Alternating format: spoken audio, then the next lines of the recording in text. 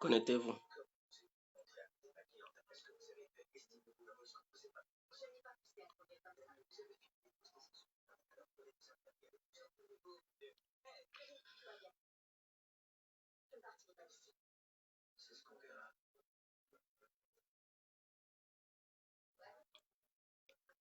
Partagez la vidéo, c'est très important. Partagez-la. C'est très important. Nous allons parler des coups d'étatistes, des cadres qui font des coups d'état, des cadres du FPI qui font des coups d'état. On va les appeler les leaders coups d'étatistes. Le coup d'état vient à peine d'échouer. Ça n'a pas marché. À cause de la vigilance du président du FPI, son excellence, M. Affi N'Guessan. Il a été très vigilant. Il a évité la catastrophe politique ivoirienne. Allez, bonjour à tous et à toutes. Pour tous ceux qui ne me connaissent pas, je suis l'incontournable Diaga complet tout terrain, l'homme dont on parle, qui n'a pas froid aux yeux, l'homme qui ne mâche pas ses mots.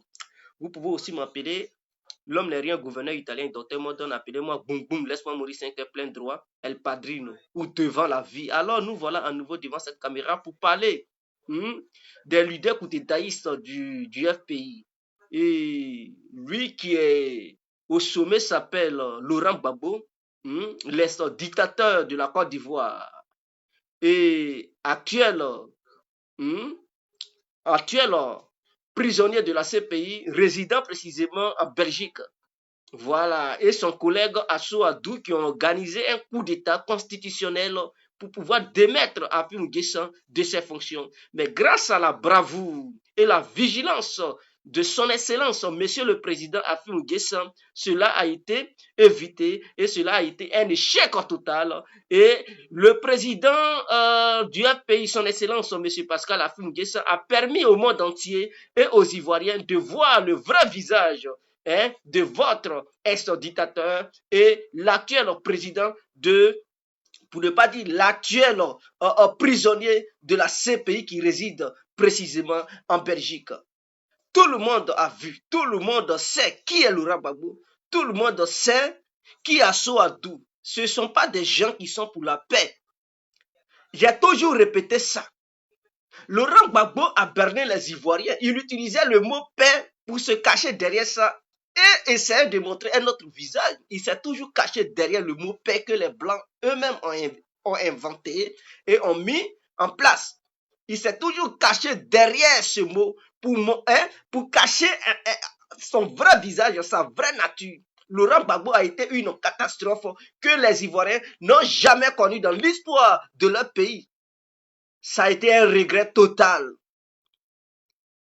Ça a été un regret total dans la vie de tous les Ivoiriens, je dis bien tous les Ivoiriens, qui avaient soutenu Laurent Gbagbo à son temps, qui avaient cru que ce dernier était un vrai leader qui se battait pour la souveraineté de la Côte d'Ivoire, pour le bien-être de tous les citoyens, mais en réalité, ce dernier, il se battait pour ses propres poches et ses nombreuses femmes qu'il allait avoir une fois au pouvoir. Et c'est ce qu'il nous a montré. Une fois au pouvoir, il a passé au pillage, il a volé et il a commencé à chercher de nombreuses femmes pour mettre ça autour de lui. Et c'est ce que nous avons connu et c'est ce que nous avons vécu.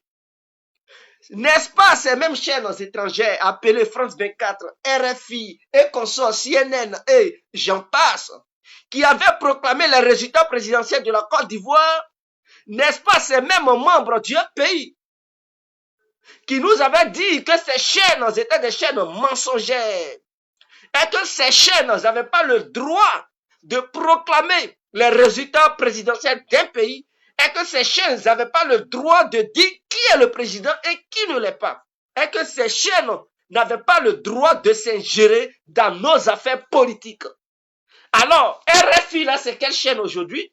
Donc, cette chaîne étrangère, cette chaîne française, dénoncée hier par les baboïstes, dénoncée hier par Babo lui-même en personne, dénoncée hier par Assou Adou lui-même, ces mêmes éléments partent prendre RFI pour que RFI se gère dans nos affaires intérieures politiques.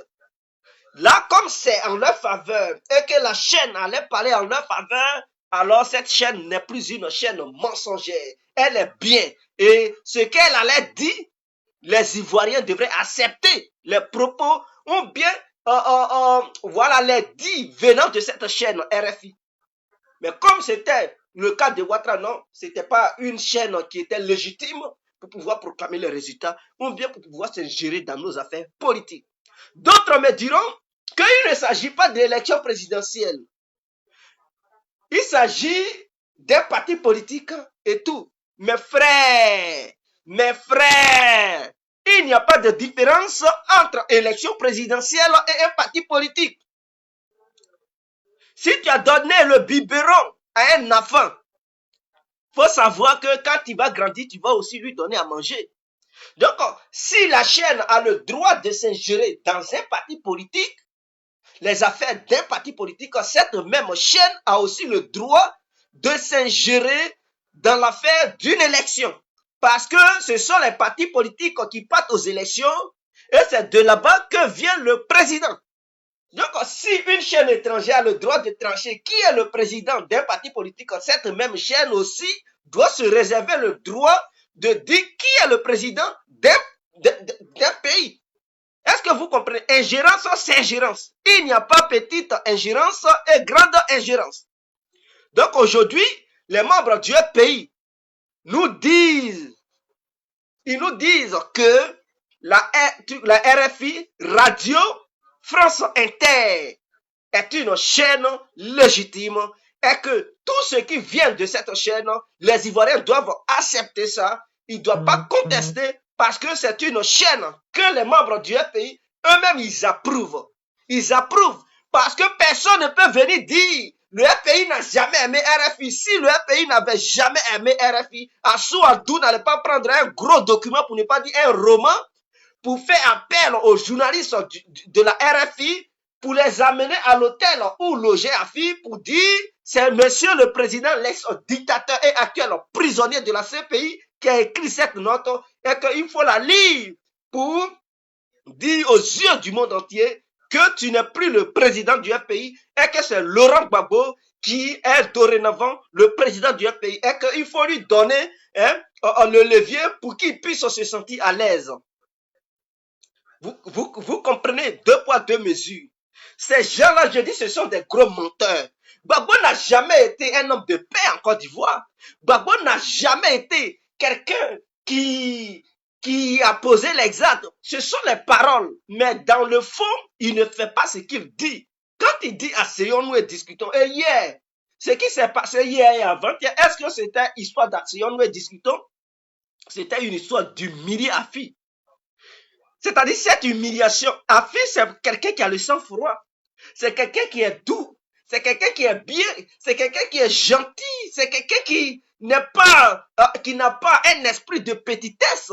C'est quelqu'un qui a pris une hauteur, une grandeur pas possible. C'est quelqu'un qui est arrivé à un sommet où il ne peut plus ramasser les billets Gbagbo ensemble. Non, Gbagbo, il est encore dans la récréation, il est encore dans une histoire. Il est dans la classe de CPA, il n'a pas encore avancé.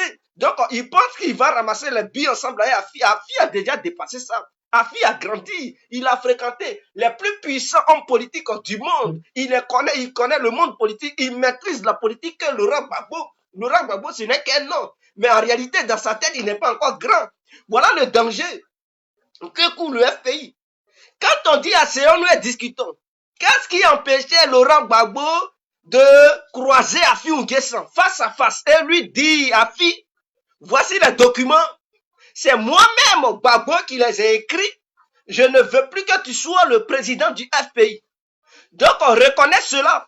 Voici tes témoins et voici moi Gbagbo mes témoins. Et donc, vous allez ensemble faire une conférence de presse pour affirmer que moi, Gbagbo, je dis à Fi, tu n'es plus le président d'un pays. Et que comme tu l'avais dit, que toutes mes décisions que j'allais prendre, tu allais te soumettre à ma prise de position. Pourquoi Gbagbo ne l'a pas fait? Pourquoi n'a-t-il pas fait cela? Et puis c'est dans un hôtel à Paris qu'il demande à Afi. Il pense qu'Afi il gouverne le pays dans un hôtel. Il pense qu'Afi est devenu un hôtelier. Il n'est pas barman. Un pays là, ce n'est pas, il ne peut pas laisser ça. Gbagbo, c'est fini ça. C'est fini. Ce n'est pas un héritage familial. Le pays est un parti politique dans lequel résident plusieurs Ivoiriens de toutes sortes d'ethnies. Et donc, ce n'est pas une prise d'otage des BT, des radicaux. Ils sont racistes, ils sont xénophobes, ils sont remplis dans ces partis politiques.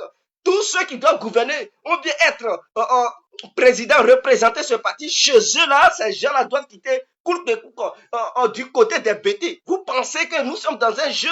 C'est fini ça. Vos âneries, vos magouilles sont terminées.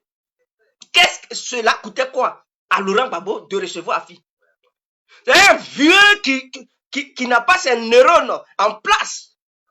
Un vieux qui n'est pas éduqué, un vieux qui n'est pas sage. Toi, Gbagbo, tu étais à la CPI. Est-ce que tu savais ce qui se passait en Côte d'Ivoire? Si les Assou Adou, ils t'ont annoncé n'importe quoi. Si les Aboudrama Sangaré t'ont annoncé n'importe quoi. Si les Nati Baba t'ont dit n'importe quoi. Si les colporteurs de mauvaises nouvelles sont passés derrière Afi pour aller te dire n'importe quoi à la CPI et une fois en Belgique, ils sont allés te raconter n'importe quoi. La logique est que il fallait recevoir Afi pour essayer de lui poser toutes sortes de questions qui te taraudaient la tête. Pour dire, Afi, j'ai attendu ça. J'ai appris ça. Afi, j'ai appris ça. Est-ce que c'est vrai? Dis-moi la vérité. Parce que ceux qui viennent te dire n'importe quoi, ils devraient t'apporter les preuves qui attestent que réellement ce qu'ils disent, c'est vrai. Et que les preuves devraient être à la disposition de Gbagbo pour dire, si Afi disait des contre-vérités, il allait dire Afi, voici, les preuves sont là. Donc, ce que tu me dis, ce que les gens m'ont dit, il y a une différence. Oh, pourtant, je possède des preuves, Afi, tu mens.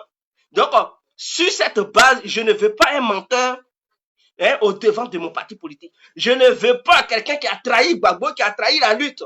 Afi démissionne. Mais il ne reçoit pas Afi. Comment un homme, un vieux, qui se dit sage, un vieux qui se dit père d'un parti politique, puisse se comporter de la sorte, comme un gamin de 1 an, comme un enfant de 2 ans. Ce sont des enfants qui devraient se comporter comme ça. Un homme sage, un vieillard, devrait se comporter à la hauteur de son âge. Devrait raisonner à la hauteur de son âge. Gbagbo ne devrait pas se comporter comme ça.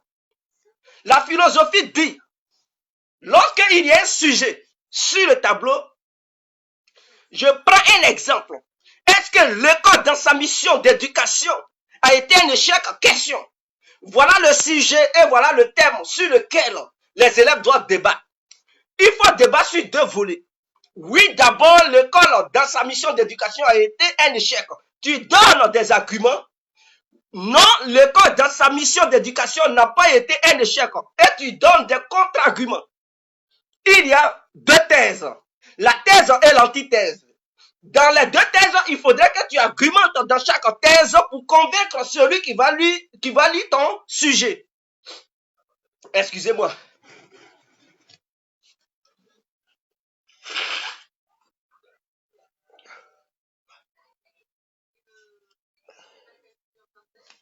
Donc, ce qui se passe, tous ceux qui sont allés dire à Laurent Gbagbo, s'il était vraiment un historien, s'il a vraiment fait les bancs, s'il a vraiment étudié, s'il n'a jamais été un professeur à l'université, il devrait comprendre que dans la vie, lorsqu'il y a un problème, même le chef du village qui n'a jamais été à l'école, qui parle que sa langue maternelle ou paternelle, connaît cela, connaît ce système.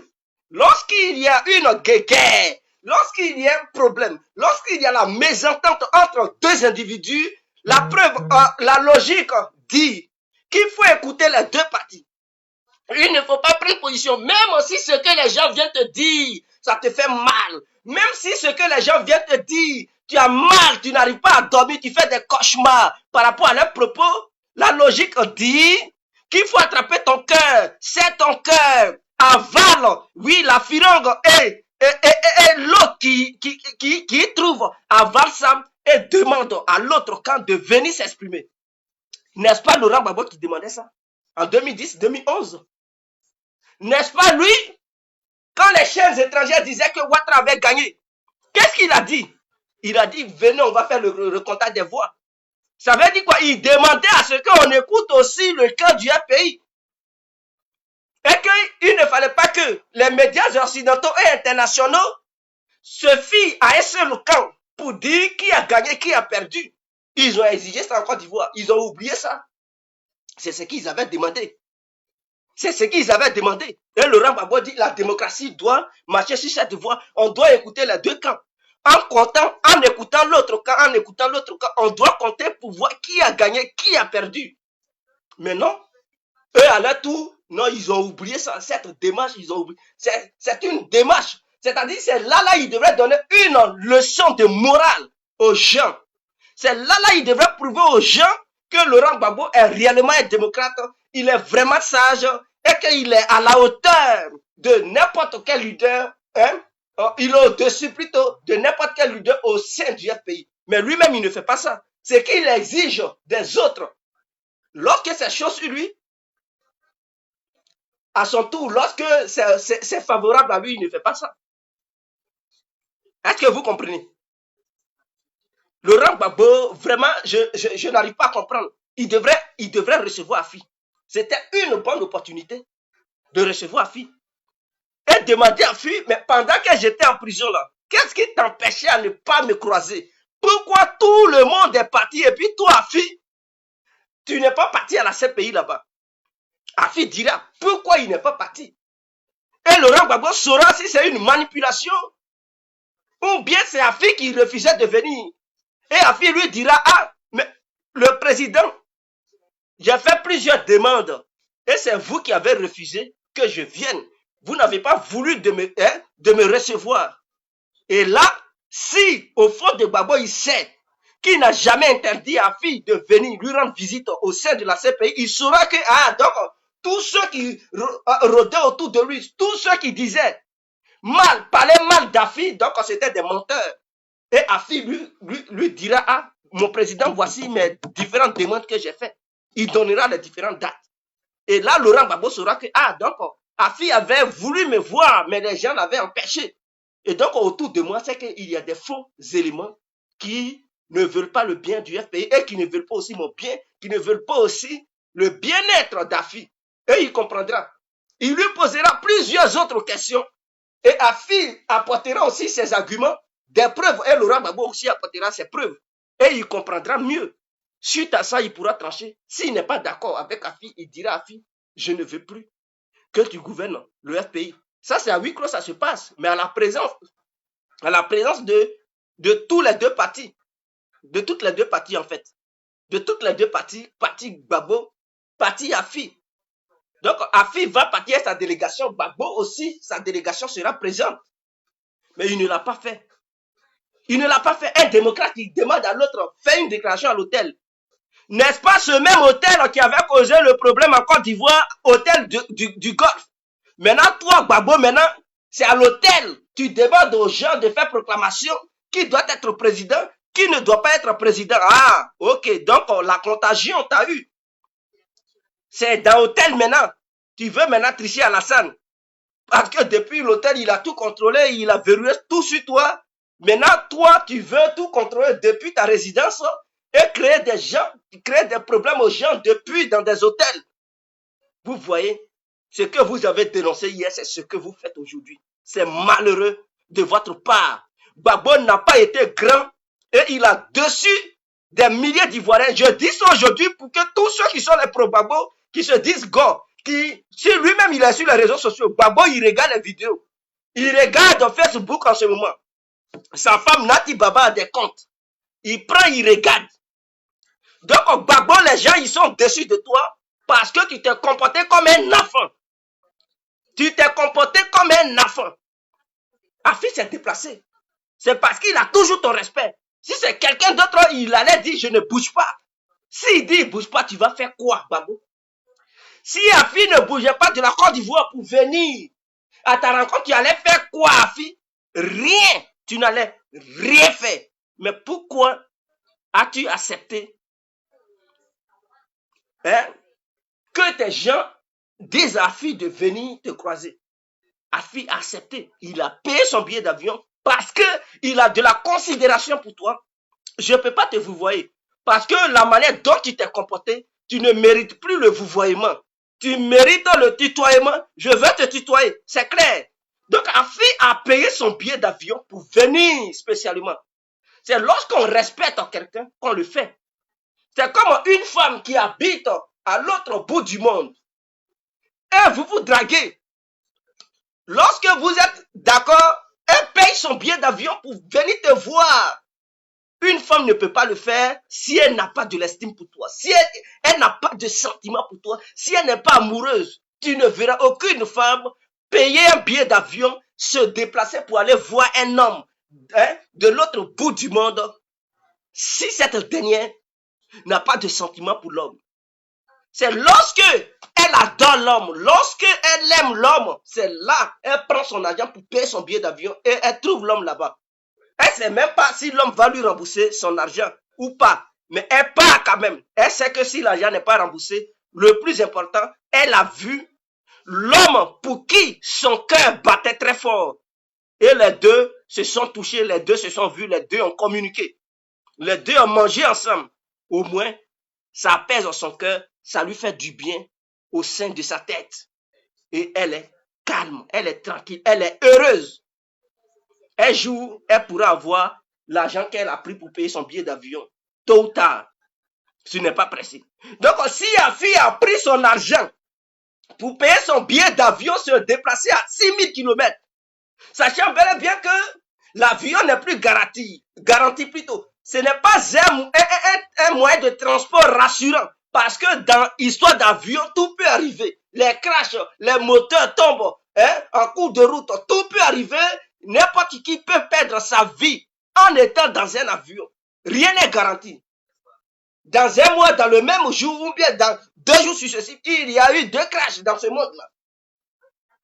Les Boeing sont cloués au sol. Rien n'est garanti maintenant.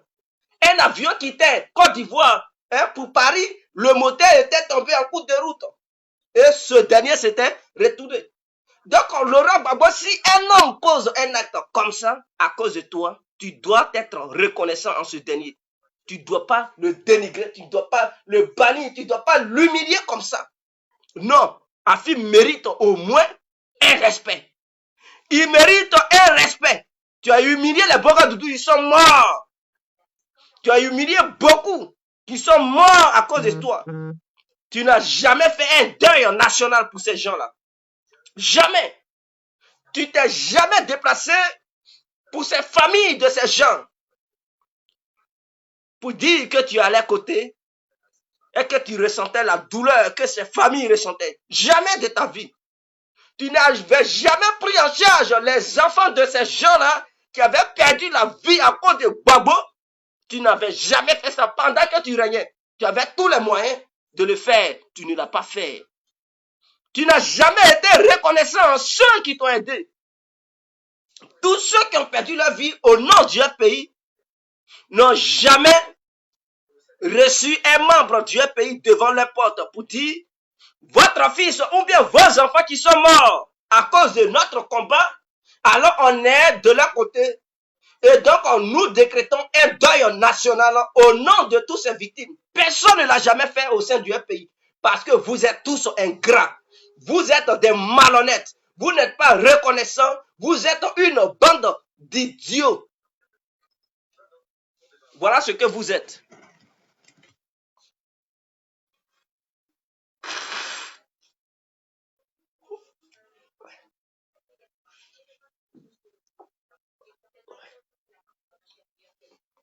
Je pense que ceux qui doutaient de ce nom boulanger, aujourd'hui, ils ont pris conscience que Laurent Gbagbo est vraiment un boulanger. Mais Dieu merci que la farine n'en a pas pris. Ah oui, oui, oui, la farine n'a pas pris. Parce que Afi avait l'antidote de la farine. Il avait un seau d'eau. Lorsque Laurent Gbagbo a voulu l'emballer dans la farine, il a mis le seau d'eau, la farine s'est mouillée et échec en total. Il a été très vigilant. Pour cela, je salue sa bravoure de passage. Son Excellence, Monsieur le Président Afi N'Guessan, je salue votre bravoure. Parce que vous avez été très vigilant et le farinier n'a pas pu vous rouler dans sa farine. C'est fini ça. Parce que tout le monde sait qui est Gbagbo. Tout le monde sait comment il procède. Tout le monde sait comment il fait. C'est fini. Il ne peut plus emballer qui que ce soit dans sa farine. C'est fini. Toi, on t'a dit de ne plus t'occuper de la politique. Ils t'ont bel et bien dit, ils ont tiré tes oreilles, mais tu es têtu, tu es encore dans la politique. Au lieu de parler de ton affaire de prison, Bensouda, sur toi, c'est sur Afi, tu déploies toutes tes forces. Voilà la femme qui est devant toi. Une Gabienne, une femme Gabienne. Elle est sur toi, tu ne peux même pas. Tu ne peux même pas parler. Tu ne peux même pas t'exprimer. Tu ne peux même pas parler. Elle est sur toi. Elle est collée dans ton caleçon. Elle est collée sur tes testicules. Tu ne peux rien faire. Fatou Bensouda est dans ton caleçon. On dirait gastro. Elle est accrochée, elle est accrochée. C'est Afi, tu as vu? Pour montrer que oui, tu es un Woody. Demain, tu n'es pas Woody. Si tu veux prouver aux Ivoiriens que tu es vrai Woody, tu vas t'affronter à Fatou Bensouda. Elle est sur toi. Laisse Afi tranquille. Montre à Fatou que tu es vraiment grand et que tu es expérimenté qu'elle et que tu as la hauteur et que ce qu'elle est en train de faire c'est petit et que sur tous les plans tu peux la battre. Montre ça à l'humanité entière. Ce n'est pas sur Afi. Parce que Afi et toi, vous ne mangez pas dans la même assiette. Afi t'a dépassé. Afi a côtoyé les grands hommes politiques de ce monde. Il a croisé les plus grands dirigeants de ce monde. Toi, Gbagbo, tu n'as jamais fait cela. Depuis que tu as été président, tu étais cloué dans ton pays là-bas, la Côte d'Ivoire. Tu ne sortais même pas. Parce que tu étais mauvais. Personne ne voulait te recevoir. Même les Africains, tous les dirigeants africains t'avaient fermé les portes. Parce que tu es ingrat. Quiconque te donne une aide en retour, tu poignardes la personne. Blaise Compaoré t'avait accordé sa grâce. Pendant que tu étais dans l'opposition, il te finançait à 20 millions par mois pour faire vivre le pays. En retour, tu l'as poignardé. Mais lui, son affaire ne dure pas dans mauvais rêve. Il t'a montré ça. On ne joue pas à Compaoré. Blaise, non, on ne joue pas à lui. Il t'a montré qu'il y a mis l'eau dans le coco. Tu pensais que tu étais le bêté le plus rusé. Mais en réalité, tu n'avais aucune ruse dans ta tête. Blaise Compaoré t'a montré ça en retour pour dire on ne joue pas à lui. On ne joue pas à lui. C'est sûr, Afi, tu es arrivé. Afi, il a dépassé. Et non, c'est fini ça. C'est quelqu'un qui est expérimenté. C'est quelqu'un qui connaît. Il fait la réelle politique. C'est pas un idiot. Afi n'est pas un idiot du baron pour traîner avec vous.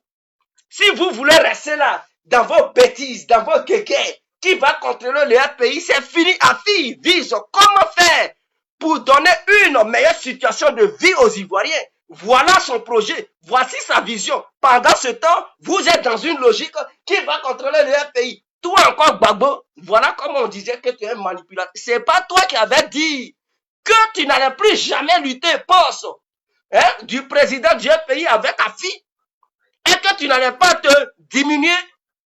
Tu n'allais pas t'humilier en venant encore lutter poste de la présidence.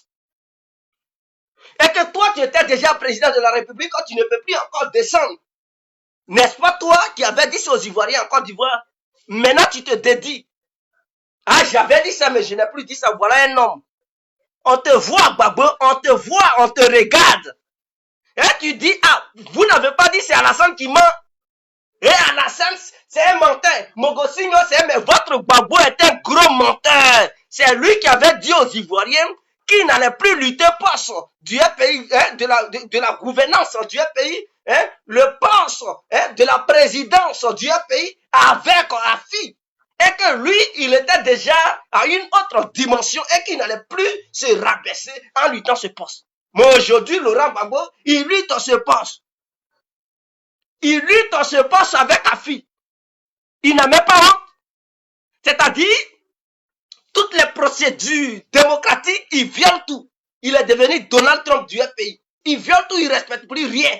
Ses procédures, ses lois, ses règles, Gbagbo, il s'en fout. Lui, ce qu'il veut, il veut être président du pays. Il piétine tout. Et puis, il fait des gros bouquets. Il envoie ça à ses complotistes français, les Bernard Houdin. Ils sont les Assou-Adou. Ils ont pris des journalistes. Allez-y, Afi va faire des déclaration. Vous pensez qu'Afi est un bébé? Vous pensez que c'est maintenant, sa mère vient de lui arracher les seins dans sa bouche? Afi est mûr quand même. Il n'est pas un idiot pour aller faire une telle déclaration moribonde. Donc, vous avez fait tous en Côte d'Ivoire, vous n'avez pas pu. Maintenant, c'est à Paris, dans des hôtels, que vous ramenez le combat.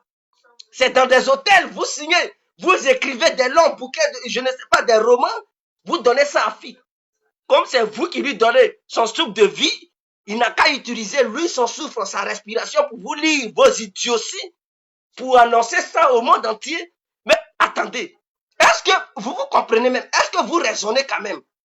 Est-ce que vous êtes est-ce que vous êtes censé? J'ai l'impression que ce sont des fous. Mais Afi, il n'est pas un homme insensé. Hein?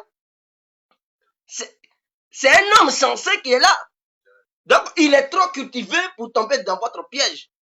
Mais, attendez, quel poste vous luttez encore? Hein? Vous avez créé votre FPI, n'est-ce pas? Vous avez créé votre FPI.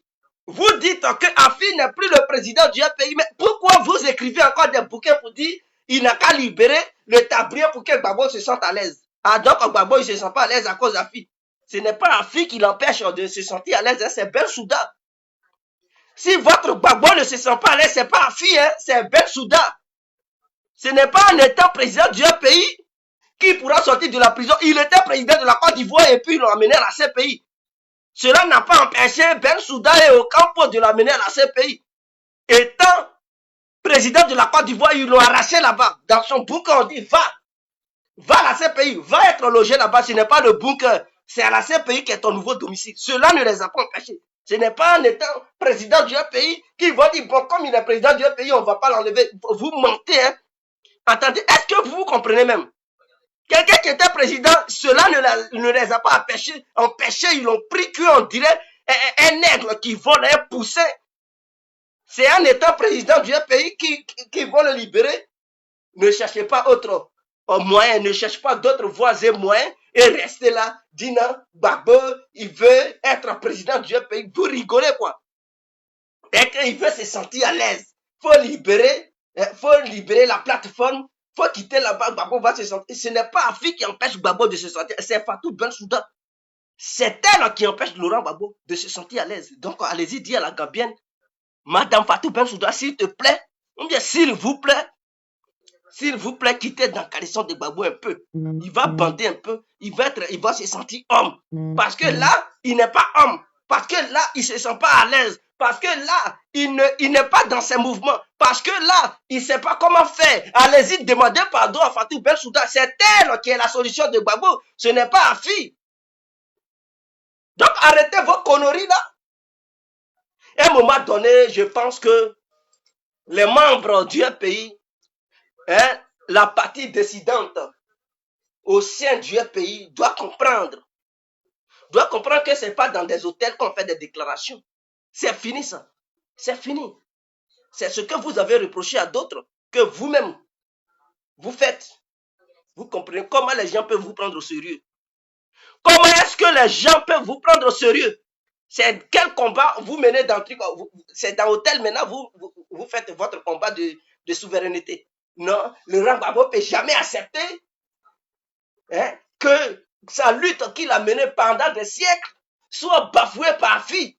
Il ne peut jamais accepter de vendre la Côte d'Ivoire. Quand il vendait le port autonome d'Abidjan, c'était pas une trahison, mais tu as trahi les Ivoiriens en nommant les Soro Guillaume, en donnant 9 postes ministériels à IB et à IB son groupe. C'était pas une trahison à la Côte d'Ivoire, au peuple ivoirien. C'était pas une trahison. En liquidant la CIE et l'eau, c'était pas une trahison à la nation. en livrant l'aéroport international de Félix Houphouët-Boigny aux Français, ce n'était pas une trahison, Gbagbo. Toi, tu es menteur, tu as trahi les Ivoiriens. Et en retour, tu ne veux pas qu'on trahisse ton combat, mais toi-même, tu es un traître.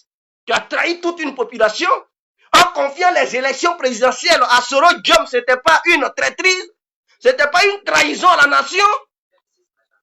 Et comme argument, non, essayons le comprimé le plus amer. Peut-être la solution est là-bas. C'est ça que tu avais trouvé comme argument pour justifier ta traîtrise envers le peuple. Mais si on parle du premier traître de la Côte d'Ivoire, mais c'est Laurent Gbagbo. Il a été à la base du malheur des Ivoiriens. Si les Ivoiriens, ils ne savent même plus où ils sont, si les Ivoiriens, ils sont plus éduqués, s'il a fait le système, le bordel aujourd'hui, mais c'est Gbagbo. Si aujourd'hui l'école ivoirienne est boycottée parce que je vais aller sur ce terrain, tout ça est lié avec Gbagbo. Le malheur de l'éducation de la Côte d'Ivoire, c'est Gbagbo qui est à la base. Il est le malheur de l'analphabétisme en Côte d'Ivoire. C'est lui qui a emmené ça là-bas. Dans les années 90, il a inculqué dans les têtes des Ivoiriens ce tohu-bohu, ces amalgames. Il a mis dans les têtes des Ivoiriens que l'élève ne devrait pas travailler, l'élève ne devrait pas étudier et que son étude se trouvait dans les rues. Son étude se trouvait dans ses mains en prenant, je ne sais pas, des seaux pour taper sa bonbon ou faut voler ou faut... Voilà ce qu'il a mis dans les têtes des Ivoiriens. Aujourd'hui, vous voyez les membres du pays, ils ont 45 ans, 50 ans, ils n'ont rien dans leur tête. Ils ont 7 ans de diplôme, des doctorats, mais quand vous leur dites, ah, mes frères, voici un sujet raisonnant, ils ne vont même pas raisonner. Parce que chez eux, le muscle se trouve dans leur cerveau. Ils ne font plus la différence entre la réflexion et les muscles du corps. Automatiquement, leurs cerveaux sont devenus des muscles. Donc, leur première pensée, c'est la force. Ils connaissent rien, ils sont vieux, ils ne raisonnent pas parce qu'ils avaient passé tout le temps dans les rues de la fessie. Ils étaient des fessistes. Gbagbo leur avait inculqué la barbarie, le désordre. Et donc, aujourd'hui, l'école ivoirienne est devenue désordonnée. Et c'est ce que cette génération suit. Et c'est la contagion. Voilà ce que votre Gbagbo a fait en Côte d'Ivoire. Voici les dégâts qu'il a créés. Donc, Laurent Gbagbo est à la base de plusieurs choses. N'accusez pas Ouattara. Ce qu'il fait à Paris ici, là, ce qu'il fait en Europe, et il demande aux gens de faire des déclarations dans des hôtels, c'est le même bordel qu'il avait fait en Côte d'Ivoire. Il a fait ce même système, hein, ce jeu de cache-cache, c'est ce qu'il avait appliqué en Côte d'Ivoire. Excusez-moi.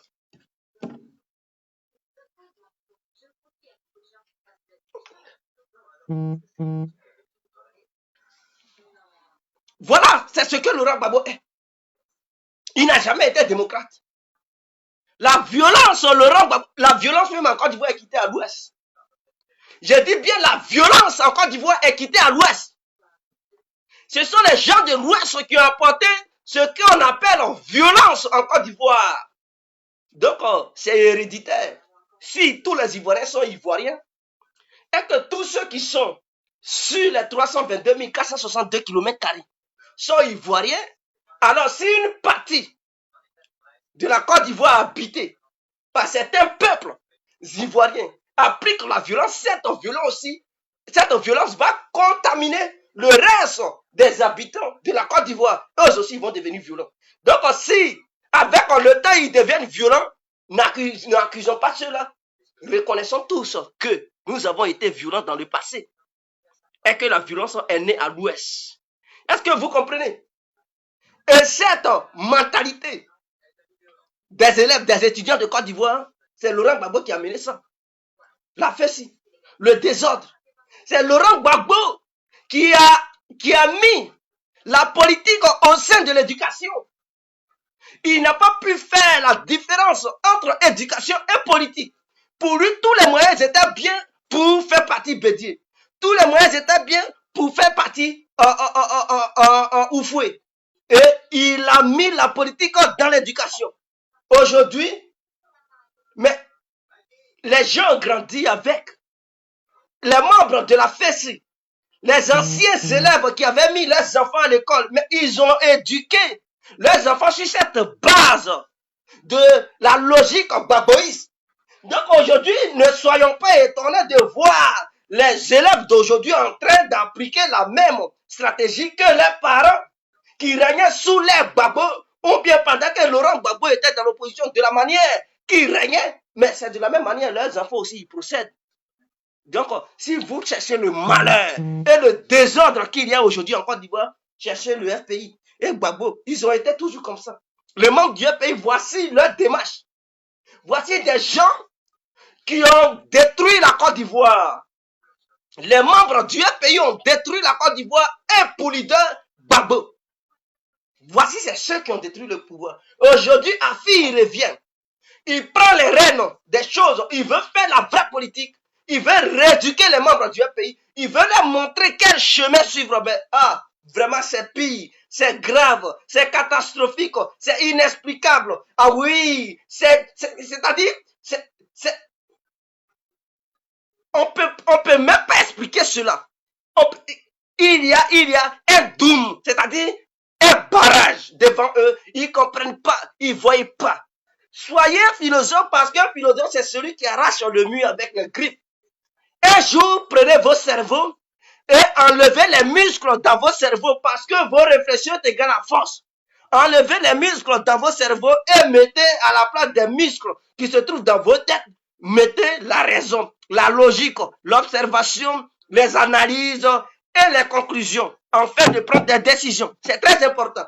Parce que si vous ne partez pas sur cette base et que vous êtes radicalisé, vous devenez des petits radicaux qui êtes dans un enclos ou bien dans une clôture qui ne cherchent pas autre voie et moyen de sortir, mais qui sont renfermés sur eux, sachant bel et bien qu'il y a l'iceberg devant eux. Ils s'en vont, ils cognent, mais ils veulent passer par là toujours. Mes frères, vous allez partir d'échec en échec. Et c'est ça votre cas. Le pays a échoué. Et le pays, dans son opposition actuelle, échoue. Même entre eux. Une petite réconciliation, Laurent Gbagbo n'est pas capable de la faire. Et c'est la Côte d'Ivoire, il voulait réconcilier. Vous voyez dans quoi Laurent Gbagbo il nous mettait. Et il a menti aussi. Non, j'ai œuvré pour la réconciliation. Toi, tu peux œuvrer pour la réconciliation. Avec le FPI, tu ne peux même pas réconcilier le FPI. Et c'est la Côte d'Ivoire qui voulait réconcilier. Vous voyez là, 2 poids 2 mesures, ces gens-là, ils nous ont trop menti. La preuve est là. Quiconque dit je bats, qu'ils viennent me dire complet, Laurent Gbagbo pouvait réconcilier les Ivoiriens et que la présence de Laurent Gbagbo en Côte d'Ivoire peut réconcilier tous les Ivoiriens. Alors, dans ce cas, je lui dirais, ou bien je dirais à ce dernier, si Laurent Gbagbo ou la présence de Gbagbo peut réconcilier tous les Ivoiriens, alors que sa présence en Belgique réconcilie les membres du pays. Voilà sa première action a été un échec. Et vraiment une humiliation pour leur pays. Sa première action, ça a été un échec et une humiliation totale. Ce grand nom que l'humanité tout entière lui avait accordé pour dire Laurent Gbagbo est un génie politique, est un stratège. Laurent Gbagbo est ceci, il a tout gâché hier, pour ne pas dire avant-hier. Il a tout boycotté, il a tout détruit. Il ne s'est pas mis à la hauteur. Et c'est ce dernier-là, mais il n'y a plus d'espoir. Les Ivoiriens vont dire, mais ce dernier, s'il n'est pas capable de réconcilier le pays, ce n'est pas la Côte d'Ivoire qui pourra réconcilier. Laissez Alassane gouverner. Je dis bien, laissez Alassane gouverner le pays parce qu'il est 1000 fois mieux que votre Gbagbo. Je ne vois pas une guéguerre au sein du RADP. Et Alassane être en dehors de ça et vouloir réconcilier les membres du RADP et prendre position, faire de la manière Laurent Gbagbo s'est comporté, vraiment, ce n'est pas Alassane. Il ne peut jamais faire ça. Il peut jamais le faire. Parce que lui, il est grand dans la tête. Alassane est responsable, il est mature. Et il sait analyser les choses. Il n'est pas manipulable, on ne le manipule pas. Votre Gbagbo qui est manipulé à longueur de journée comme un bébé, comme un gamin là. C'est ça là, vous appelez politicien, un génie politique. Mais c'est fini ça. Il est manipulé à longueur de journée. Mais lui-même, ce qu'il dit, c'est même pas ce qu'il dit. Il prend des décisions que si on lui redit de reprendre ces mêmes décisions, il va dire quelle décision j'avais prise. Lui-même, il prend des décisions qu'il ne peut même plus reprendre dans l'avenir parce qu'il ne se souvient pas. Voilà, c'est un élément comme ça, vous appelez leader. Babo ou rien. C'est Babo en Canet. Afin n'a qu'à créer son parti politique. C'est quand tu es désespéré, c'est le désespoir. Et les compétences qui vous font, hein, qui vous fait dire cela, plutôt, qui vous fait dire cela, le désespoir. Et les compétences qui font dire ces genre de choses. Parce que si tu n'es pas rempli de désespoir, si tu es éduqué, si tu es visionnaire, mon frère, tu peux savoir qu'on ne dit pas, va créer ton parti politique, va, ça c'est pour Babo, il fait de ça ce qu'il veut. C'est ça là, vous appelez politique. Il fait de ça, mais il n'a qu'à aller, allez-y, créez votre FPI, prenez votre, Dieu merci, le pays que Babo il gouverne là, ce n'est pas encore d'Ivoire parce que tous les deux représentants, soit disant, ils sont en Europe. Nous, Ivoiriens, quelqu'un ne peut pas être hors du pays et nous gouverner là-bas. Jamais. Les Ivoiriens ne sont pas des petits idiots. Votre Assou Adou qui est représentant, il est en Europe. Votre Babo qui est président, il est en Europe. Et vous voulez que ces gens-là soient les présidents et donner des ordres aux Ivoiriens depuis l'exil. C'est pas ce que vous avez dénoncé hier. Nous, on ne reçoit pas des ordres des petits exilés. On ne reçoit pas des ordres des présidents incapables d'être sur le territoire ivoirien et donner des ordres, écrire des bouquins depuis dans des hôtels de Paris pour dire aux Ivoiriens comment ils doivent marcher en Côte d'Ivoire. Jamais. Pour donner un tel ordre, il faut être sur le territoire ivoirien. Ouattara, avant de donner ordre, il était en Côte d'Ivoire, dans un hôtel ivoirien, il n'était pas hors du territoire ivoirien. C'est son bien vous dit. Si Assou Adou, il pense qu'il a les couilles, et qu'il peut donner, mais qui se déplace pour aller en Côte d'Ivoire, qui le chasse même? Qui le chasse? Qui a besoin de lui-même? Assou Adou, il ne ferait personne. Il ne ferait personne. Il n'intimide même pas le gouvernement ivoirien. Ouattara n'a même pas affaire à lui. Il est venu rencontrer des âneries. Dis merci à Ouattara. Si tu as eu papier en Europe, il faut dire merci à Alassane. Parce que c'est son nom que tu as pris pour avoir papier. Donc si tu as carte de séjour, une carte de séjour de la France, dis merci à Alassane. Parce que sans lui, tu n'allais même pas avoir papier. Assou Adou. Vous, le pro-Babo qui criez, remerciez Alassane parce que c'est grâce à lui que vous avez carte de séjour aujourd'hui. C'est grâce à lui que vous pouvez vous balader à Paris, faire Belgique, Paris, Angleterre, Paris, Washington, Paris, ou je ne sais encore quoi. Dites merci. Si vous êtes en Europe aujourd'hui et que vous avez eu des femmes blanches, vous avez fait des enfants métis, si vous avez eu des femmes africaines et que vous avez fait aussi des enfants métis, parce qu'entre Africains et Africains, lorsqu'on n'est pas de même nationalité, ça devient enfant métis et tout. Donc, si vous avez eu ces opportunités, dites merci à Alassane. Si vous avez eu des travaux et que vous travaillez aujourd'hui, dites merci à Alassane.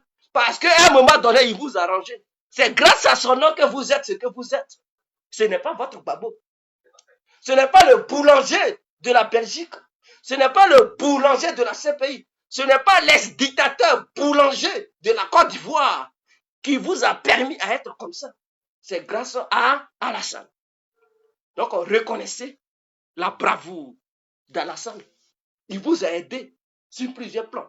Il y a d'autres qui sont aux États-Unis. Aujourd'hui, ils sont bien installés. Dites merci à Ouattara parce que vous avez utilisé son nom pour avoir des documents. Qu'est-ce qu'en retour, il ne vous a rien fait? Est-ce qu'il a dit, quiconque utilise mon nom pour avoir papier, je vais traquer ce... Il n'a rien à foutre avec vous. Il sait que vous vous débrouillez, chacun a inventé quoi que ce soit pour avoir ces documents. Ouattara n'a pas donné tout. Il n'a pas donné tout, mais vous, en retour, vous êtes toujours ingrat. Ouattara est ceci, mais toi, tu es comment? Toi qui as menti sur Ouattara pour avoir papier, pour avoir femme, pour avoir travail, pour avoir enfant.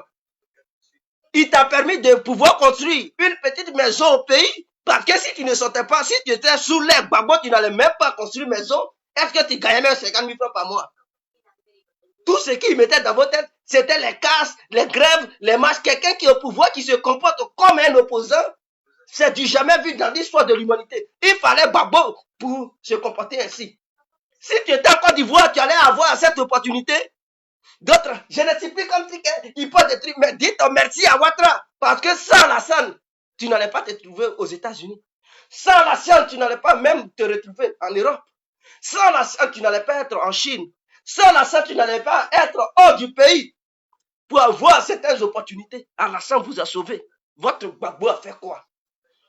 Redresser le bilan de Gbagbo, c'est parti du début, d'échec en échec. Il n'a jamais rien réussi en Côte d'Ivoire. Quel élève même il a enseigné en Côte d'Ivoire et ce dernier est devenu brillant. Tout ce que Laurent Gbagbo a enseigné, vers la fin, ils ne sont rien devenus. Gbagbo était malheur pour les Ivoiriens. Quiconque a été enseigné par Gbagbo, vers la fin, il ne devient rien. Tu trouves tes diplômes, tu ne peux même pas travailler. Tu te retournes au village pour lancer la machette. Voilà. Parce que lui-même, c'est un lanceur de machette. Il a mis histoire de machette dans les têtes des Ivoiriens. Voilà pourquoi quand les F6 se lèvent, c'est les machettes, les goudins, les gravats, ils prennent, ils affrontent la police. Mais un jour viendra où ils seront bien matés.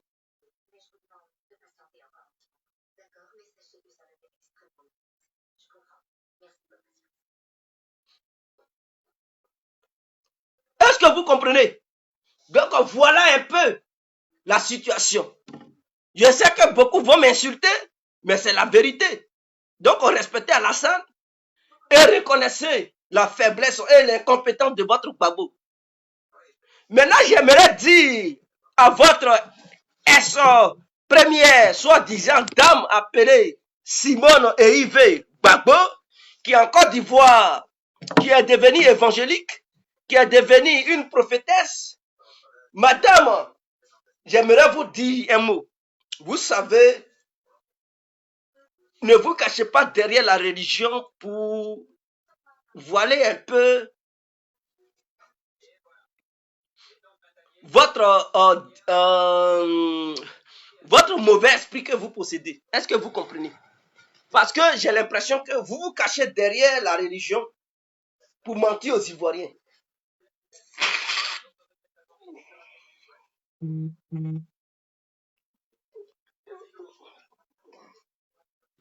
dame qui se dit convertie, une dame qui se dit religieuse, une dame qui se dit qu'elle a été touchée par Dieu, n'a plus les grains dans son cœur.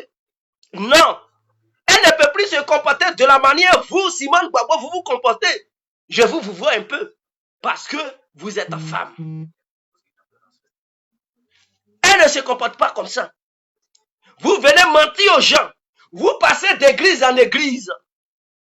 Souvent, c'est vous qui prêchez maintenant dans des églises pour parler de Dieu aux gens. Mais pour montrer votre bonne foi et votre bonne volonté, madame, première dame, je vous invite à vous réconcilier avec ceux avec qui vous étiez en conflit. C'est ça qu'on appelle la repentance. C'est là-bas nous allons voir que oui, réellement, cette dame a changé.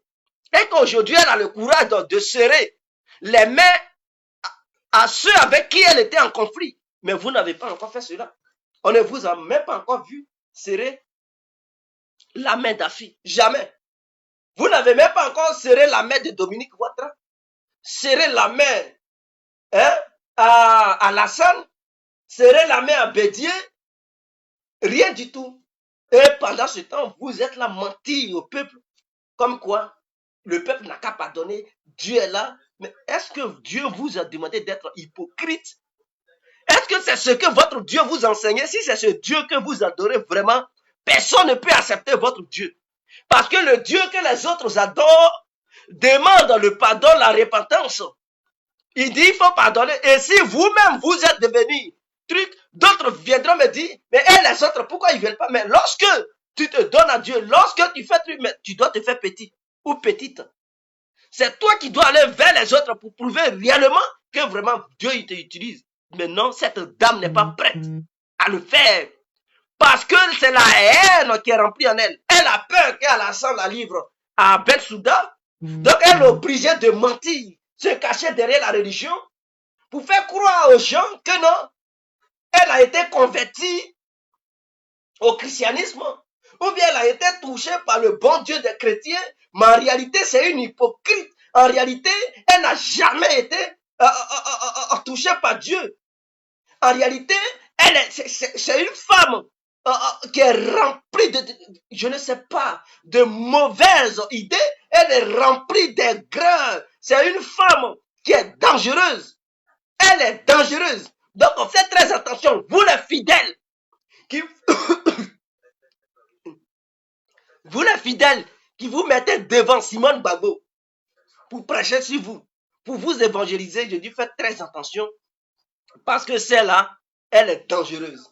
Celle-là, elle n'est pas bien. Faites attention. Si elle était bien, elle allait montrer la preuve. Quand elle est sortie, est-ce qu'elle a tenu un mot de paix au sein du pays? On ne cherche pas même sa réconciliation ou bien sa participation à la réconciliation ivoirienne. On ne cherche même pas ça parce qu'elle est incompétente. Elle ne peut même pas réconcilier les Ivoiriens. Tout comme son mari, tout comme Gbagbo, ils sont incompétents tous les deux. Mais montrez aux Ivoiriens et au monde entier que vous pouvez être à la hauteur en vous réconcilier d'abord. C'est-à-dire en réconciliant les Ivoiriens qui sont au sein du pays. Je dis bien les Ivoiriens qui sont au sein du pays. Parce que vous ne pouvez pas réconcilier tous les Ivoiriens. Car tout le monde n'est pas au sein du pays. D'autres Ivoiriens sont dans d'autres partis politiques. Et d'autres Ivoiriens sont dans des mouvements, dans des mouvements qui n'appartiennent à aucun parti politique. D'autres ne sont pas dans des mouvements. Ils sont neutres, ils sont là. Voilà. Donc, vous ne pouvez pas réconcilier tout le monde. Mais au moins, si vous pensez que Dieu vous a utilisé, que Dieu passe par vous pour annoncer la mauvaise nouvelle, ou bien la bonne nouvelle plutôt, alors réconciliez-vous. Allez-y, faites le premier pas. Ils vont dire, ah, réellement, Simone Gbagbo a changé. Hein? Ah, donc, elle fait un doué truc. Peut-être en voyant ça, votre époux, en voyant ça, peut-être il a perdu un peu la tête. Il peut prendre conscience, il va dire, ah, mon épouse a fait ça. Donc, moi, Gbagbo, je vais changer. Vous parlez de Dieu, Dieu, Dieu, matin, midi, soir. Or, pourtant, ce que vous posez comme acte, ce n'est pas ça Dieu vous a demandé. Dieu, il ne fait pas comme ça. Dieu n'est pas malhonnête comme ça. Dieu ne dit pas, ah, lui là, c'est mon ennemi. Non, non, non, non. Il ne fait pas comme ça.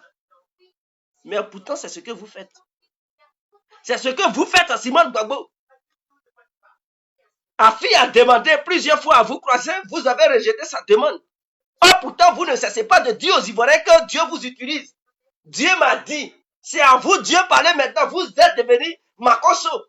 Vous êtes devenu le pasteur Alpha Luku. C'est vous maintenant, vous êtes devenu, je ne sais pas comment il s'appelle, lui qui chasse les sorciers en Côte d'Ivoire, comment il s'appelle, Joël Crasso. C'est vous maintenant, Dieu utilise. Mais Dieu ne vous utilise pas aussi pour la paix entre les membres du pays. Dieu ne vous utilise pas pour aller serrer les mains avec ceux que vous ne vous attendez pas. Non. Là, Dieu, il est limité là-bas. Dieu, ses actions n'arrivent pas là-bas. Mais si c'est pour mentir aux gens, aller danser bébé à Yopougon ou bien à Bassam, vous êtes prêts. Aujourd'hui, je vous ai vu à Saint-Franc. Je ne sais pas, oui, Saint-Franc. Saint-Franc, vous étiez là-bas. Vous étiez en train de... Je vois les jeunes qui étaient sortis. Un cortège pas possible qui dansait. Voilà, c'est ce que Dieu vous demande. Mais pour vous réconcilier, Dieu ne vous demande pas ça. Des hypocrites comme ça. Comme Laurent Gbagbo qui tient un discours qui fait l'opposé. Ce qu'il dit, il fait le contraire. C'est ça. Asseyons-nous et discuter. Lui-même, il ne peut même pas s'asseoir et discuter. Mais assieds-toi et discute. Si tu dis asseyons-nous et discutons, assieds-toi ou bien tes fesses là ne peuvent pas s'asseoir pour discuter avec Afi. Tes fesses, quand ils voient Afi là, ils ont mis faire à repasser, c'est chaud. C'est tellement chaud ou bien le fauteuil sur lequel tu vas t'asseoir est chaud que tu ne pourras même pas t'asseoir pour discuter avec Afi. Ou bien Afi te fait peur. Tu es incapable de raisonner devant Afi. Mais dites-nous cela que Laurent Gbagbo ne peut même pas regarder Afi droit dans les yeux pour parler. Et que c'est son maître qui est Afi. Si Afi est ton maître, dis ça aux Ivoiriens, Yaya. Il faut dire ça à tes petits suiveurs. Eux, au moins, ils vont comprendre parce qu'ils sont limités, ils sont carrés dans leur tête. C'est des gens, ils ne comprennent rien. Ils sont devenus des petits idiots qui suivent bêtement. C'est que tu fais, c'est bon, ils te suivent. Ce n'est pas bon, ils te suivent. Gbagbo raisonne, ils suivent Gbagbo. Ils ne raisonnent pas, ils le suivent. Eux, ils sont comme ça. C'est des gens, ils ne sont plus eux-mêmes. C'est-à-dire, leurs pensées sont dirigées par Gbagbo. Si Gbagbo dit allez-y manger caca, vous allez les voir dans les poubelles en train de chercher caca de chien, caca humain pour manger. Ils vont dire, notre patron a dit, on n'a qu'à manger, donc on mange. Voilà des humains comme ça. Et avec ceux-là, les Ivoiriens vont se baser sur ces gens-là, ces gens d'individus-là pour dire ils vont bâtir la Côte d'Ivoire. C'est fini ça. Vos plaisanteries sont terminées. Voilà une vraie équipe au pouvoir qui travaille pour les Ivoiriens. Les infrastructures sont là poussées, on dirait fleurs marguerite. Oh yeah! En Côte d'Ivoire, lorsque Gbagbo régnait, c'était des voleurs qui poussaient, qui sortaient de nulle part, qui pillaient le pays. On voyait des voleurs pousser partout. Des chercheurs de femmes pousser partout. On ne voyait aucune entreprise pousser partout. Alassane est en train de construire des stades. Au temps de Gbagbo, c'était le stade Félix Houphouët-Boigny seulement. Allez-y en Côte d'Ivoire, il y a plusieurs travaux en cours. Alassane est là construit le 4e pont. Le 5e pont, ils sont là mettre la pierre. Ça va commencer bientôt. Qui va relier Plateau, Cocody. Non seulement il y a eu Cocody, Makori, il va avoir maintenant Cocody Plateau. Au temps de Gbagbo, il n'avait jamais songé à ça. Il passait son temps à vendre les choses, les infrastructures de la Côte d'Ivoire, à prêter l'argent au président de la sous-région, à donner des milliards à Soro Guillaume pour qu'il fume des cigares. Je ne sais pas. À chercher toutes les petites filles, payer les grosses caisses, prendre 1000 milliards, sinon que 800 milliards pour payer, je ne sais pas, armes. Oh, pourtant, il n'a même pas acheté les armes. Il a pris cet argent, détourné ça, il a caché ça dans des comptes à l'étranger et il a fait croire aux Ivoiriens qu'il avait payé des armes, il était armé jusqu'à ses dents, même ses cheveux, ses poils étaient armés. Oh, c'était un menteur. Voilà. Alassane, allez-y là-bas. Même la ligne du métro est en train d'être faite. Ils sont là faire, ça donne 1500 emplois aux Ivoiriens, aux jeunes Ivoiriens qui vont travailler pendant truc. Vous comprenez maintenant que Alassane est là bâti le pays. Ils vont dire non, c'était des projets de Gbagbo. Est-ce que ces projets, les gens y mangent? C'est comme si tu dis, quelqu'un il t'a promis mais il ne te donne pas. Il te promet et puis il ne te donne pas. Il dit, il te donne 1 milliard de francs CFA. Il t'a promis pendant que tu as fait, il ne te donne pas. Et tu souffres, tu meurs, tu es malade. Et la promesse ne se réalise pas. La promesse ne se concrétise pas. Et tu vas dire, c'est lui qui m'a... lui-même qui ne te promet pas, mais qui vient, qui te donne. Entre lui qui t'a promis et lui qui t'a donné, qui a fait des grands pas? Qui a fait des démarches réelles? Qui est compétent? L'autre, il te prête. Il dit signe. Tu signes ici, il dit je vais te donner. Les années passent, il ne te donne pas. Tu dis, ah, patron, il m'avait dit, il dit, ah, mon petit, comme toi, je vais te donner. Je vais te donner. Et puis, il ne te donne pas tout pendant 10 ans. Il t'a promis, mais il ne t'a jamais rien donné. Et l'autre, il vient, 1 an, 2 ans, il dit, mon petit, tiens, il te donne tout. Entre lui qui t'a promis et lui qui a fait l'action, qui est compétent? C'est lui qui t'a donné qui est compétent.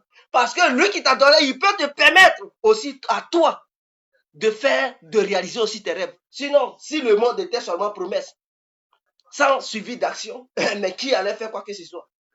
Qui allait faire quoi que ce soit? Imaginons, tu pars à l'école, tu passes sur ton examen, on dit tu as eu ton bac, on te promet de te donner ton diplôme et on ne te donne jamais ton diplôme. Promets sur promets, 10 ans, 20 ans, ton diplôme ne vient pas. Mais si tu n'as pas le diplôme, tu ne peux pas travailler dans certains domaines. Or, le premier instituteur ou bien le premier professeur t'a promis de te donner le diplôme. Il a signé, il ne te donne rien pendant des années. Et un autre vient, il te donne. Entre lui qui t'a promis et lui qui t'a donné, qui est compétent? Qui est réel? Qui mène des vraies actions? Mais c'est lui qui t'a donné. Parce que lui, il ne parle pas, il fait. Mais l'autre, il parle, il est compétent de faire. Voilà la différence.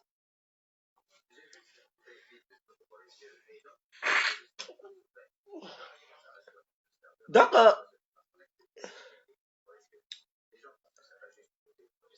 dans mon débat, il y a plusieurs sujets.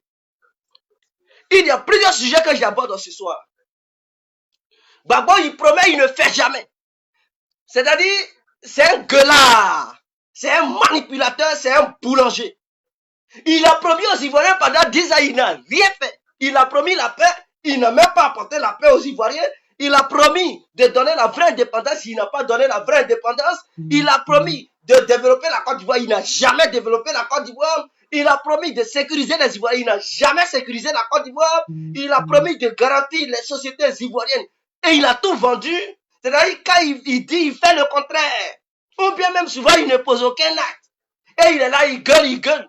Il ne fait que signer des bouts de papier. Il ne fait que signer des bouts de papier que lui-même, il ne peut jamais réaliser. Ouattara, il n'est pas là pour signer. Il s'en fout des signatures.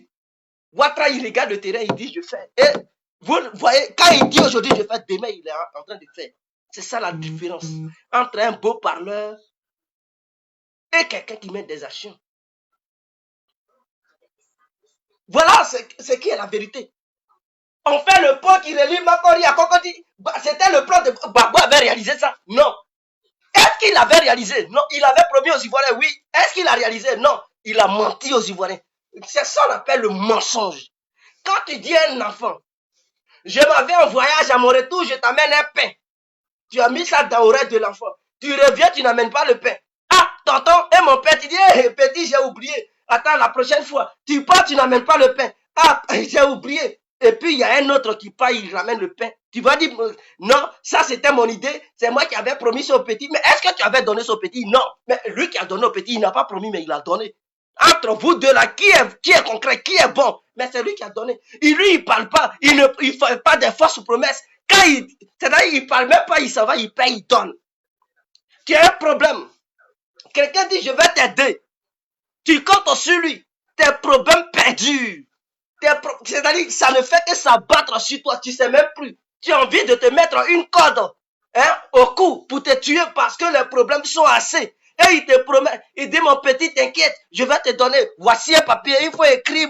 Il écrit, toi aussi tu écris, il signe, tu signes. Et tu as l'espoir, il te donne rien. Les années passent, les problèmes s'accumulent. Et tu as perdu espoir. Tu dis, mais dans quel monde je suis? Je vais me tuer, mourir et bien en même temps.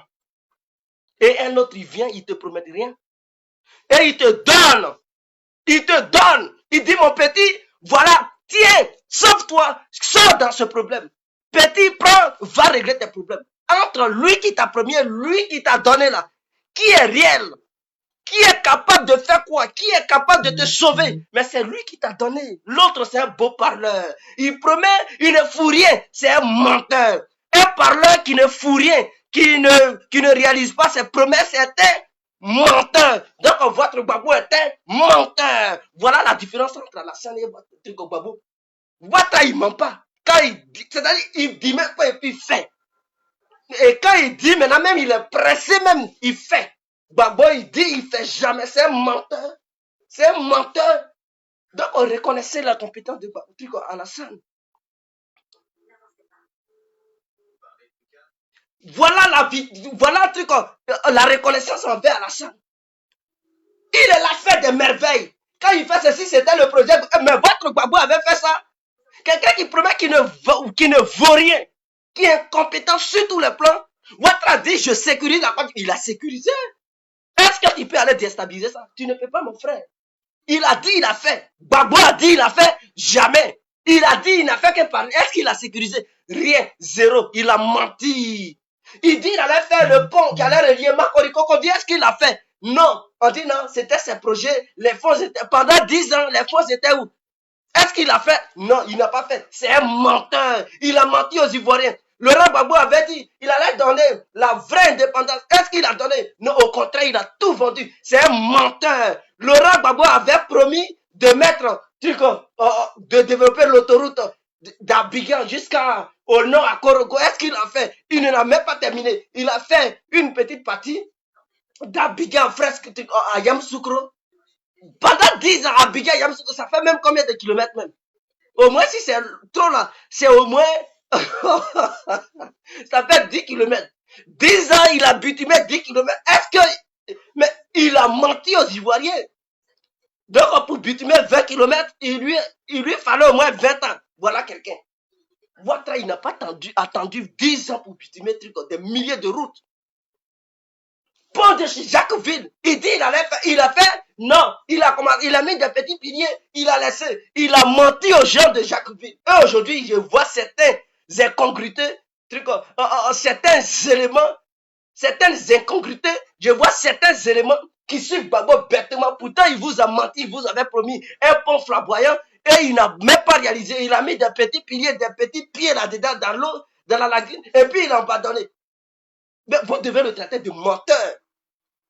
C'est comme quelqu'un qui te promet 10 000, il te donne 5 francs. Il dit attrape, je n'ai pas mon... Oh, pourtant, il a l'argent. Mais parce qu'il ne veut pas te donner les 10 000, ça lui fait mal de dépenser les 10 000. Il te donne 10 francs. Il dit, attrape ça, mon petit, je viens. Et puis, il te tape, et puis, il s'en va. Pendant ce temps, tu as un problème de 20 000. Et puis, un autre vient, il calcule même pas, il dit, petit, tu as 30 000. Va régler tes problèmes. Non seulement tu règles tes problèmes de 20 000 et tu as 10 000 francs de bénéfices, tu mets ça en poche, tu peux te sentir maintenant homme, ou bien tu peux te sentir femme. Voilà la différence entre Alassane et Gbagbo. On ne peut pas comparer Alassane à Gbagbo, c'est la nuit et le jour. C'est comme si tu comparais le blanc et le noir, la couleur noire. Je ne parle pas de l'être humain noir, mais la couleur noire, parce que nous, on n'est pas noir. On est au moins, on est gris un peu, je sais pas si on est, je sais pas, on est chocolat un peu là. Voilà, donc on n'est pas noir. Donc je parle de la couleur noire et la couleur blanche. Est-ce que vous comprenez? C'est le jour et la nuit. Donc, comprenez, aujourd'hui, je ne voulais pas aller trop loin, mais trop, c'est trop. Et quand trop, c'est trop, il faut frapper dur pour dire la vérité aux gens. Il faut frapper dur pour faire quoi? Dire la vérité à qui? Aux gens. Laurent Gbagbo avait promis une autoroute quittant de Makori, c'est-à-dire à Abidjan, jusqu'à Bassam. 10 ans, il n'a pas fait ça. Alassane est venu, il n'avait même pas promis, il a fait. Voilà qui fait et qui promet. Entre qui fait, qui promet, qui est compétent, qui est bon. Qui est bon? Mais c'est lui qui réalise qui est bon.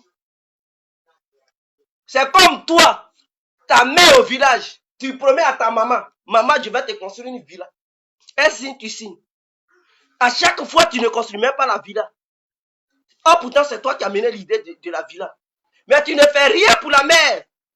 À chaque fois, ah mon fils, et la villa, tu dis, oh, la vieille attend, la vieille attend, la vieille attend. Et tu ne fous rien. Et ton autre frère, petit frère ou grand frère, il quitte là-bas, il construit la maison. Tu dis, ah, c'était mon idée. Mais attends, mais tu es malade.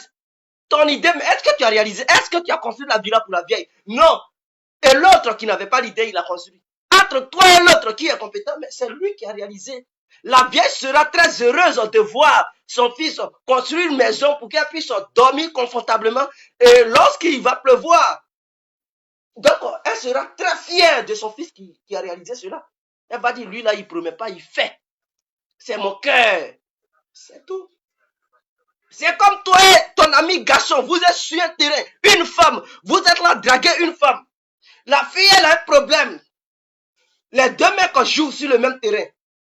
Tu as des idées. Elle dit, ah, j'ai un problème de 5 000. Si je ne paye pas ma facture d'électricité, la CIE plutôt, c'est ça, non? La CIE va couper le compteur. Va lever le compteur. Et tu dis, ma petite, t'inquiète, c'est qu'elle sûr, je vais te donner les 5 000. Elle a espoir sur toi. Elle a espoir sur toi. Tu promets à la fille, les jours passent, CIE met pression, on veut arracher, elle demande pardon, on dit faut...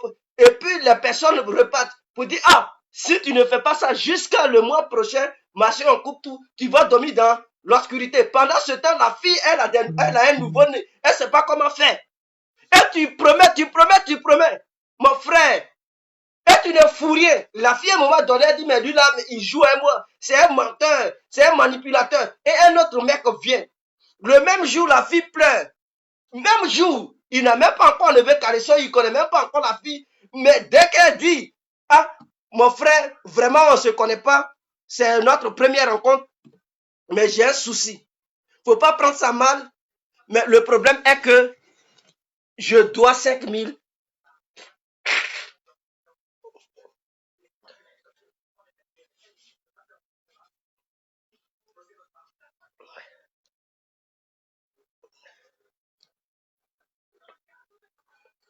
Excusez-moi. Le problème est que je dois 5 000 francs à la CIE. Et ils m'ont donné un délai d'1 mois. Si je ne donne pas, je suis mort. Je suis morte.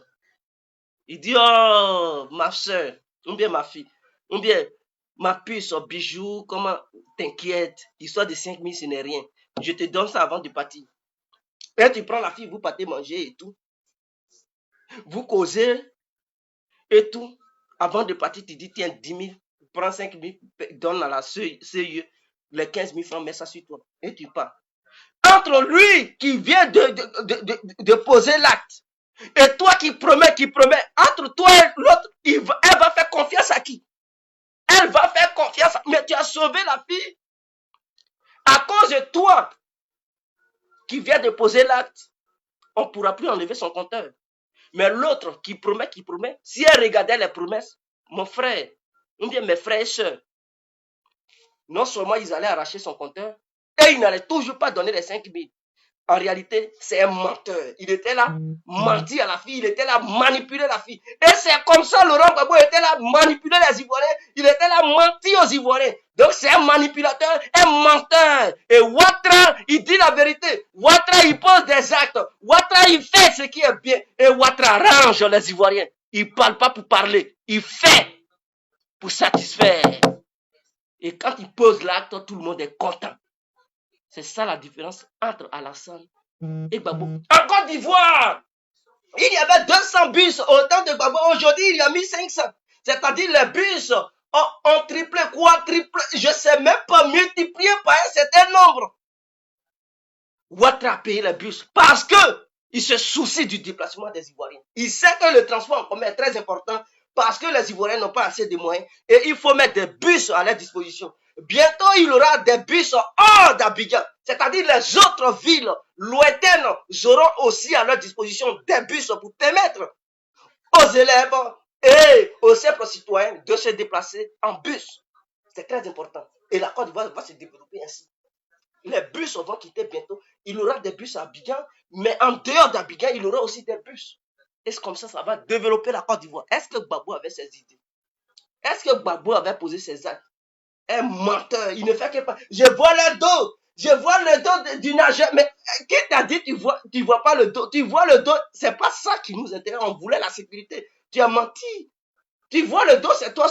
Quelle décision tu prends? Quelles sont les résolutions? Quels sont les engagements? Il n'avait aucun engagement, aucune décision, aucun acte. Il parlait, il a organisé une bande de voleurs, de voyous, appelés les CIA. Pourquoi ils ont braqué la banque? Et ils nous ont montré certaines fourgonnettes. Un matin, bonnet à la RTI, on dit si pourquoi braquer les banques. Pour ça, ils ont changé le franc CFA. Oh, c'était Gbagbo et sa bande. Ils ne savaient pas comment faire. Alors, ils ont organisé ce vol. Et ils ont blanchi l'argent. Ils se sont accaparés des milliards. Comment une fourgonnette vole les milliards à la BCAO. BCAO qui est sécurisé comme ça. C'est-à-dire, elle traverse toute la Côte d'Ivoire jusqu'à la frontière ghanéenne, devant les douaniers sans qu'ils ne soient interpellés. Même les autorités ghanéennes n'ont même pas interpellé ceux-là. C'est que c'était une bande organisée. L'autorité ghanéenne et l'autorité ivoirienne étaient en contact. Voilà pourquoi les Siapopo n'ont pas été interpellés et ils ont pris tout cet argent. Des voyous comme ça, ils nous ont volé, ils nous ont promis des merveilles. Ils nous ont promis, je ne sais pas, le ciel bleu, la mer bleue, je ne sais pas, la mer rose, et que la vie allait être rose en Côte d'Ivoire, mais c'était le calvaire pour les Ivoiriens. Dieu merci, Ouattara est venu. Il est là, fait des merveilles. Ce sont ces gens de personnes qu'on cherche. Et je vois le porte-parole du gouvernement, je ne sais pas, Amadou Touré, lui qui a lancé une bombe contre Soro, Amadou Touré, je ne sais pas, c'est comme ça, c'est un jeune qui a de l'avenir. Celui-là, il peut devenir aussi président.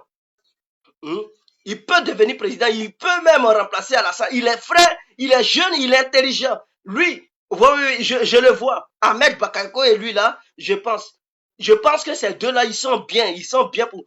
C'est lui, je vois, Amadou Touré, c'est ça? Amadou Touré, lui, je ne sais pas si c'est un porte-parole ou bien un ministre du gouvernement de Ouattara. Il est bien, il est compétent. Il est obéissant, il est intelligent et il peut suivre les traces d'Alassane. C'est quelqu'un qui est brillant, je le vois venir. Et je pense que si Alassane le prépare d'ici 2020, il peut même présenter ce jeune. Hein. il est bien, il est frais. Comme Ahmed Bakayoko, qui est aussi jeune et frais. Donc, ce sont des gens qui peuvent faire l'affaire. Amadou Gon Coulibaly, c'est Amadou Gon, non? Lui, bon, il est très intelligent, cultivé, mais c'est un vieux, il boit beaucoup. Et pour lui, c'est pas trop ça. Camblan, il est trop mou, il est glacé. Il est intelligent, mais il est trop glacé. Oh, la Côte d'Ivoire veut, parce qu'un homme comme ça, Camblan, tu le mets, un an va même pas passer, ils vont faire un coup d'état sur lui. Bah, son pouvoir va chuter. Parce qu'il ne saura même pas comment faire. Il est trop glacé. Oh, il faut quelqu'un qui est dur, intelligent et compréhensible envers le peuple. C'est très important. Donc, au Kablan Deka, si on le met un an, Soro va même être aux anges.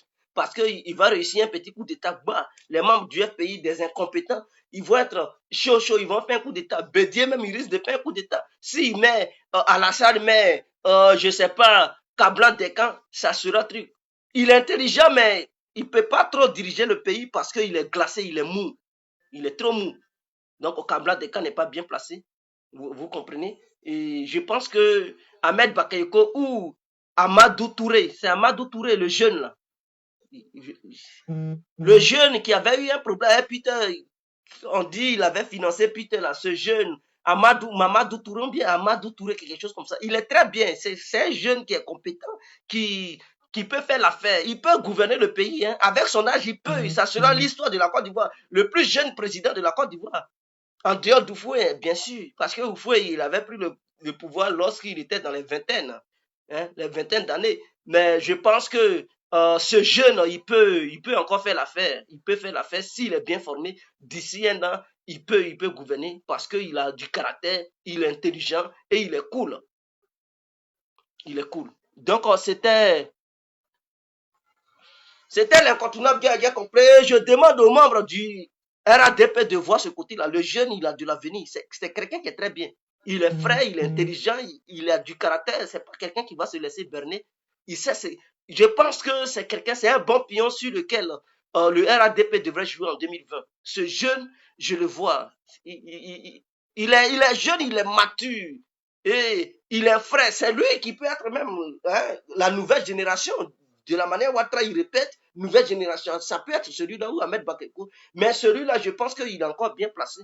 Il est mieux. Il est mieux. Et Ahmed Bakayoko sera toujours le ministre de la Défense. Soro-Gyan ne pourra rien faire.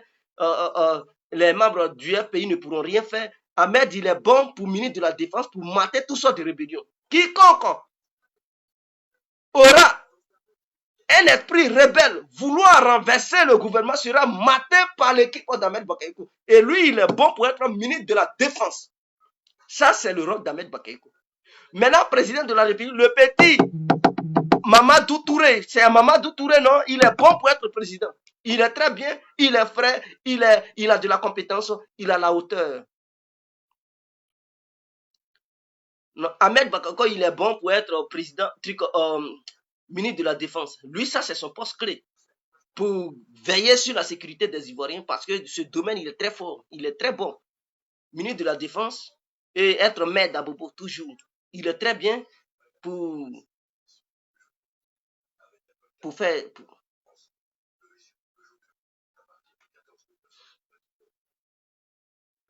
Ah, c'est Mamadou Touré. Il est très bon. Il est très bon. Président et Ahmed Bakayoko sont ministres de la Défense. Et maintenant, les autres, ils peuvent maintenant les nommer ministres de l'Intérieur, des Affaires étrangères et tout ça. Et Kablan Deka, il sera toujours le président adjoint ou bien premier ministre. Et Amadou Gon Coulibaly, il sera président adjoint. Et ils vont gouverner le pays. C'est fini.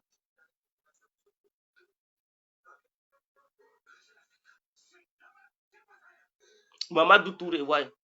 Voilà, c'est son nom que je cherchais. Parce que son nom m'échappe un peu.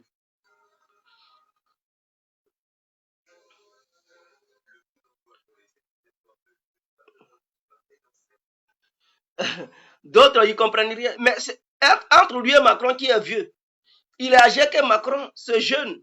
Il a de la compétence. Entre lui et le premier ministre autrichien qui est... Mais il a de la compétence. Entre lui et le premier ministre canadien qui est... Mais c'est cette génération qu'on veut. C'est un jeune Ivoirien qui est très brillant, qui a la hauteur qu'il peut. Et il faut un ministre de la Défense fort, comme Ahmed Bakayoko, la sécurité sera garantie à 100%. Rien ne pourra, non, il va mater toutes sortes de rébellions. Et le président est là, ils vont gérer. Le Amadou Gonkribali, Mamad Triko, Gonkribali, je vais l'appeler Gonkribali, il sera président adjoint. Hein?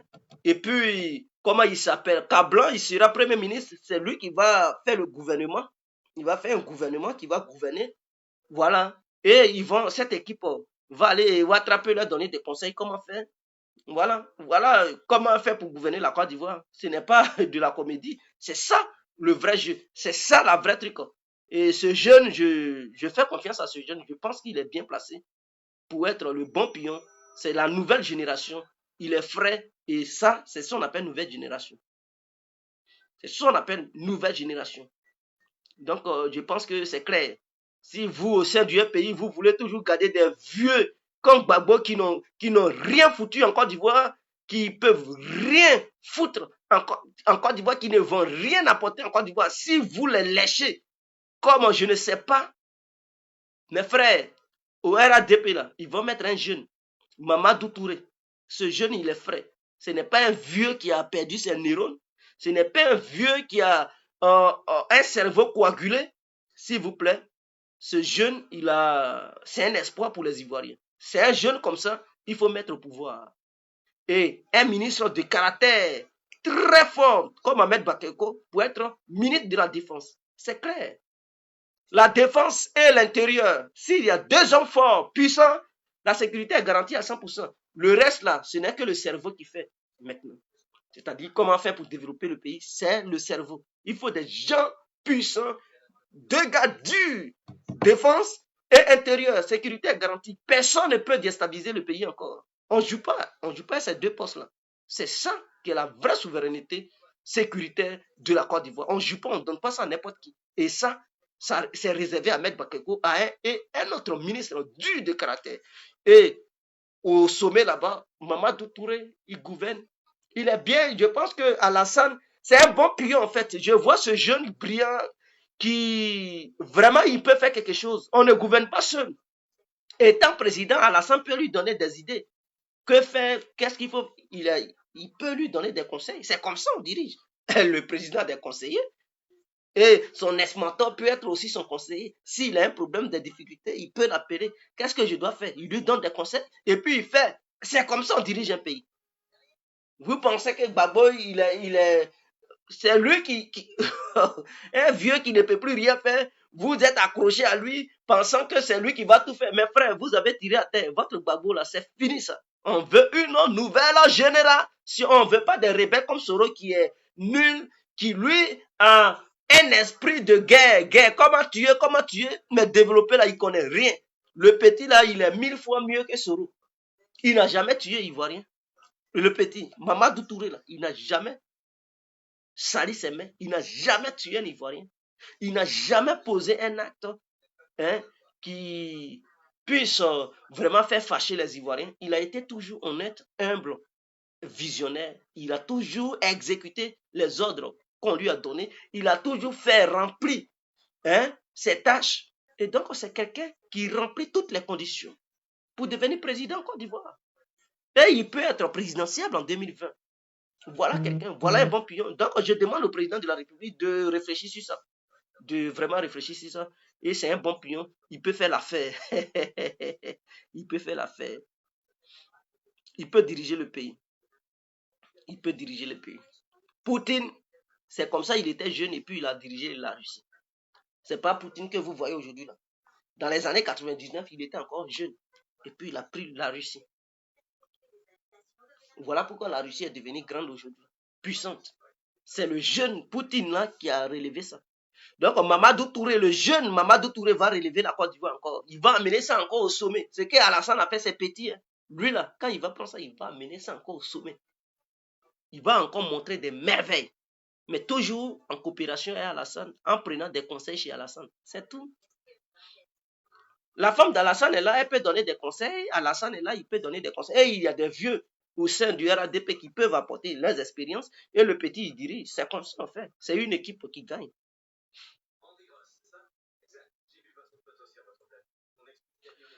Donc, ciao, ciao, c'était l'incontournable bien compris en ensemble. Vive la Côte d'Ivoire, vive la vérité. En bas, Laurent Gbagbo qui a humilié les Ivoiriens et qui a humilié Affi N'Guessan par son comportement enfantin. C'était l'incontournable bien compris en ensemble.